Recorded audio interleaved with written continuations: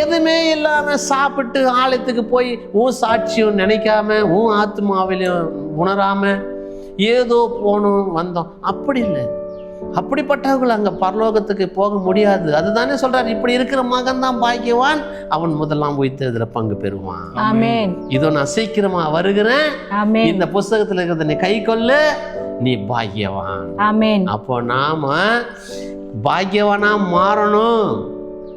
என் பிள்ளை பாக்கியவானா மாறணும், என் குடும்பம் அதுல பங்கு பெறணும், முதலாம் உயிர்த்தெழுதல் நான் பங்கு பெறணும், ஆசீர்வாதமா இருக்கணும். உண்மை தாங்க, பாடல் பாடுறோம், வர்ஷிப் செய்யறோம், பெரிய ஆராதனைக்கு போகிறோம், அது மாத்திரம் போதாது. கர்த்தருடைய பிள்ளையே அவருடைய சமூகத்துல நித்தமும் வீழ்த்திருந்து ஜெபிக்கிற அனுபவம் இருக்கணும்.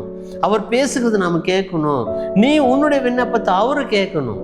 அதுதான் தேவன் விரும்புகிறார். அந்த வேதம் சொல்லுது, அதுல 32ஆம் வசனம், ஆதலால் பிள்ளைகளே எனக்கு செவி கொடுங்கள், என் வழிகளை காத்து நடக்கிறவர்கள் பாக்கியவான். அவர் வழியே இதுதான்.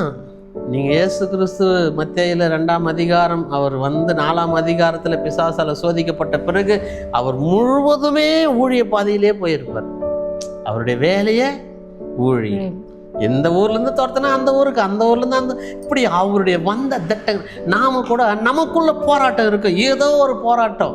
நம்மள ரட்சிப்புக்குள்ள வந்துட்டு இருப்போம், ஆண்டோடைய சத்தியத்துக்குள்ள தெரிஞ்சுன்னு இருப்போம். இப்போ ஊழியம் செய்யலாம்னு நினைப்போம், செய்ய முடியாது. பாருங்களா, அல்லேலூயா. அப்போ செய்ய முடியாத போது நம்ம பாக்கியவான் ஆக முடியுமா? செய்தாதான் பாக்கியவான்.